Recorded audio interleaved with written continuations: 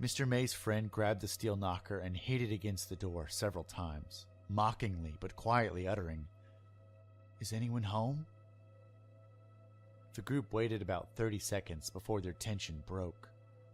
The guy next to the door shrugged his shoulders and went to walk back to his friends, but as he did, the light bulb between them surged and exploded. The boys shielded their eyes and looked back to their lone friend by the door. As he lowered his hands, one of the metal sheets of the makeshift roof dropped. The edge of the sheet fell directly on the boy's forehead, slicing it open and sending a wave of blood down his face. The impact apparently knocked him out, and he fell back against the door, knocking it open in the process. The entirety of the group rushed through the dim light to their friend, barely noticing the seemingly pitch-black room that now lay before them. Mr. Mays was the first to make it to his friend's side.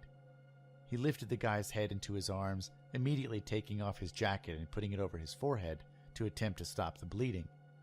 Once the group had calmed down, Mr. Mays noticed that the arm that had been bracing his friend's head was soaking wet. He was confused about this and was attempting to sort it out when one of his friends started talking. He said something along the lines of, "The lights, we have to go," when Mr. Mays took notice. "You know when you turn off a light," he told the class, "and everything is almost pitch black, except the light of the bulb dying out or cooling down? It was like that, but there were so many of them. At least 20 light bulbs had lit the room seconds ago, and now only looked like little stars in the darkness. That was definitely terrifying, but that wasn't the scariest thing." There was still a very dim light coming from the hallway behind them, and though it was weak, it lit the room up just enough to see the shape of tens of people standing less than 10 feet in front of them. Mr. May's friend went to say something else as one of the light bulbs to their right flickered to life. Let me interrupt at this point and say that Mr. Mays was a generally playful guy. He had that tone of voice that makes you want to respond. Basically, he could say, "Let's go jump off a cliff, guys," and you'd want to respond with, "All right, Mr. Mays, show us the way." That's a ridiculous statement, but it gets the point across. He was a charismatic guy. The whole story up to this point had been told like a campfire story. He had the voice inflections of someone attempting to be mysterious and scary, which worked, but was noticeable. At this point in his tale, I recall that changing completely. He was no longer attempting to spook anyone. I could tell that this section was difficult for him. Either he was a very good actor, or it was really a terrifying memory for him to relive. He told us that the light bulb came to life and illuminated the group of people in front of him. In the dim light, he could see children, at least 20 of them, in just the visible light. They were all dressed in nightgowns that looked to be tattered and torn, stained dark with something. Their hair was long. Every single one of them looked like they had not had a haircut since birth. Some of the children were almost completely obscured by the length of it. Every single one of them didn't appear to have seen a shower or bath in their entire life.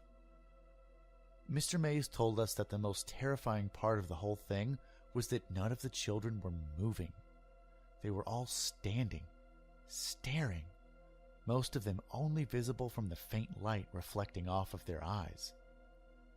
His whole group was paralyzed with fear for several seconds when they heard what sounded like an animal in the distance yelping. The way it was described was like the sound of a dog crying multiplied by 10.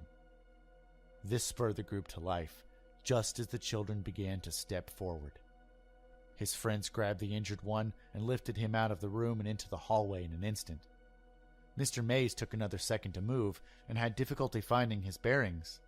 He reached to his left in an attempt to find a wall to lean against and ended up finding a handle, then pulled hard, never losing his vision on the children. He bolted for the door right as he noticed what he'd grabbed onto. A shower head protruded from a cement wall, reaching maybe a foot into the room. There was something leaking from it, but it was too dim to tell what it was. He realized that it had been leaking onto him, but he didn't care. There were now children stammering towards him as an animal cried in the distance, and his friend was seriously injured. As he left the room, he made a point to emphasize that he could make out several more shower heads on the wall near the single dim bulb. "This is why I call them the showers," Mr. Mays told the class. I was transfixed, sitting as far forward in my desk as I could, bracing for more. "I slammed the red door behind me," he said, "and ran through that hallway faster than I've ever run, before or since. I made it back to the car, and we drove out of there like a bat out of hell." A couple of students snickered at his use of the word hell. "So, when you're out trick-or-treating tonight, make sure that you know exactly where you're headed, and don't go to any abandoned farmhouses. I mean, there aren't many around here, but you're all smart kids, except Jerry." The class laughed and the mood lightened as the bell rang for passing period. Mr. Mays turned the light on and thanked everyone for listening, reminded them about the paper due next week, and told us to have a safe and happy Halloween. Students all around me were abuzz with theories about the story they'd just heard. "I bet it was some sort of crazy Nazi hideout," said one girl. "I think they were all ghost babies that were killed by a dog," said another. I couldn't theorize in the slightest. I was still caught up in the moment. The way that Mr. Mays had told that story and the detail that he included in it left me feeling like we didn't get the whole story. A couple days later, I stayed after class and asked him about how it really ended and what happened to his friend. He laughed and said that his friend was fine and that it was honestly, he whispered this part, probably due to some of the drugs they were on at the time. Mr. Mays winked at me as if to say, "Don't tell anyone about the drugs bit, kid," and I smiled and left. I lived in that town for another couple months and then was rapidly moved halfway across the country to Milwaukee, Wisconsin.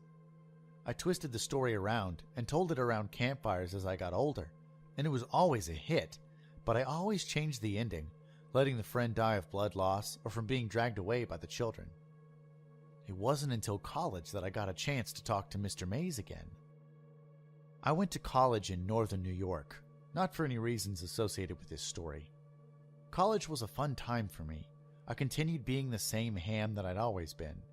It wasn't until sometime around my junior year that I ran into Mr. Mays at a bar that I frequented.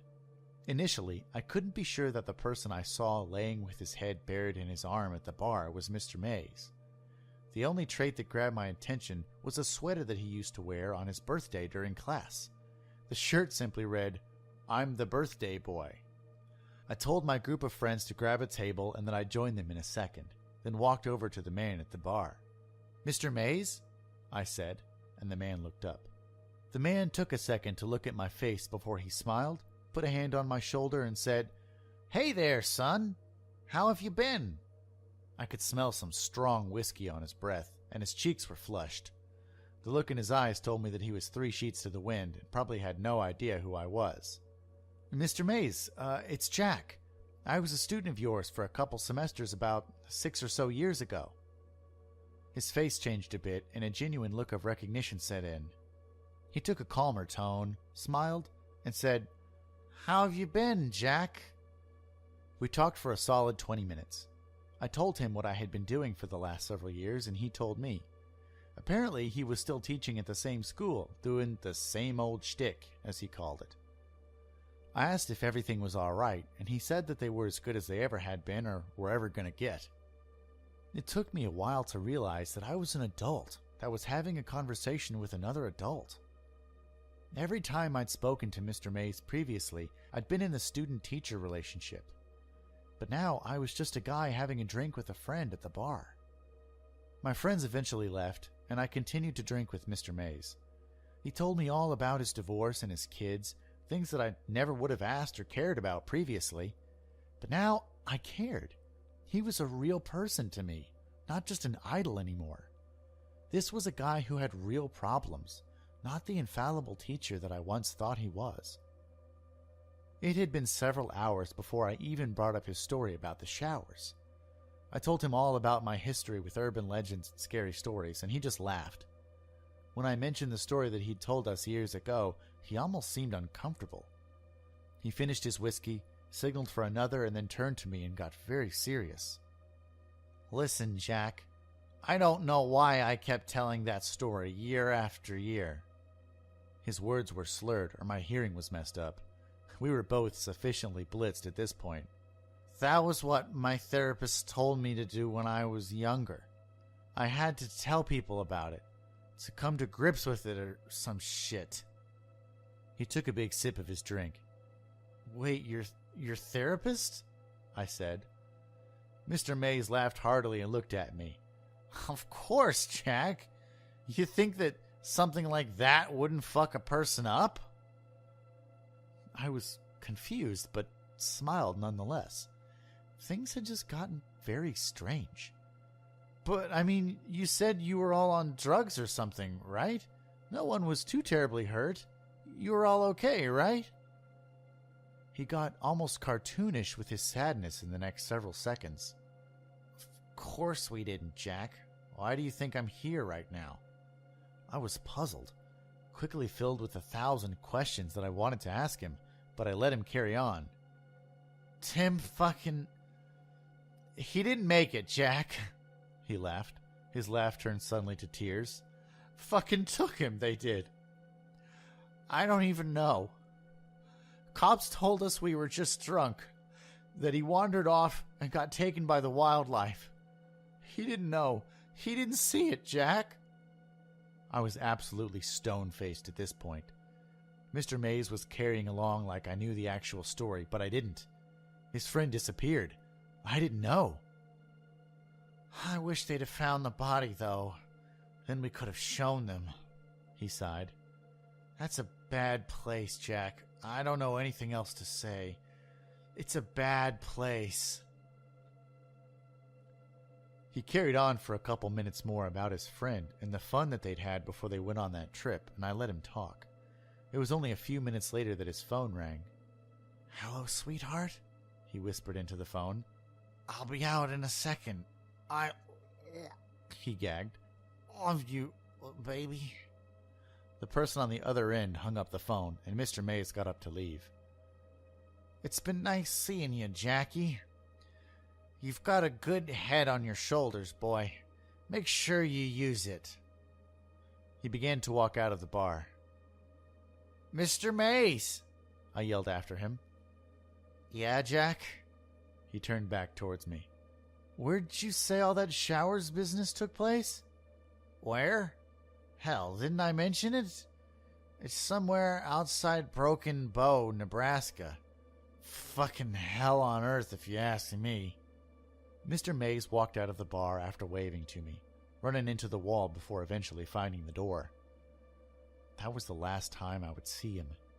I'd never be able to tell him the impact that he had on my life, or rather, the impact that his story had on me.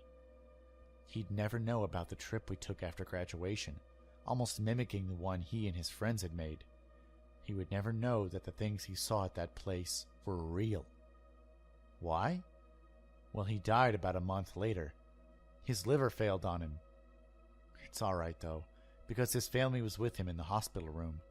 He got to die around people that cared about him, and that's all I can ask for a man like that. I experienced that place, too, several years later. That's where my story turns.